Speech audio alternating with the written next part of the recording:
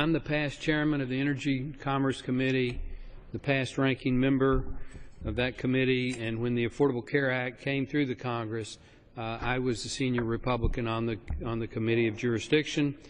And I don't want to tell you and the American people that I told you so, but I told you so. We knew that this wasn't going to work. Just for example, we had a hearing today about the Affordable Care Act in the Energy and Commerce Subcommittee on Oversight and Investigations, and it was focusing on the security of the website and all the problems, and when the administration knew about those problems and what they did or didn't do. But in the course of that hearing, Congressman Cory Gardner of Colorado was asking the senior civil servant, Mr. Chow from CMS, about some questions, and the gentleman from CMS just kind of off the cuff said, you know that 60 to 70% of the programs haven't been developed yet. 60 to 70%. And Congressman Gardner followed up and said, what are you talking about? And he said, well, all we're working on right now is the website to get people registered. We haven't done anything, or we haven't completed that portion of the program about billing, that portion about accounting for treatment, how we interact with the hospitals and the patients and the doctors.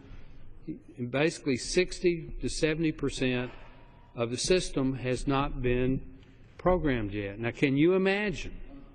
Now, can you imagine if we're having the horrendous problems we're having on just getting people interactive with making choices of which kind of coverage they're going to choose, the problems you're going to have when you actually begin to have to use the system for real health care in January. And so I think you and the other members of the Republican Study Committee Task Force on Health that helped prepare the legislation that you're talking about, I think we're going to begin to push to delay the Affordable Care Act. I have a bill, H.R. 3348, that makes it voluntary the first year, that we're not going to impose the individual mandate on people. The President has already made the employer mandate, he's delayed that for a year, and my bill, H.R. 3348, would delay the individual mandate. So as we work through all the problems, people can choose to participate or choose not to participate. But I think it's becoming more apparent every day that the Affordable Care Act is like that shiny automobile that you go into the showroom or the car lot and you see it, and the salesman says, man, this thing is great. It gets 30 miles a gallon. It doesn't use much oil. Everything's power steering and air conditioning and a great system. So you put your down payment and you take it out on the road, son of a gun. The thing doesn't go above 50. It burns oil like it's going out of style. Air conditioning doesn't work. Stereo system barely works. It's just a lemon. Well, the Affordable Care Act is a lemon, and the American people and the Democrats on the other side of the aisle that voted for it are having buyer remorse.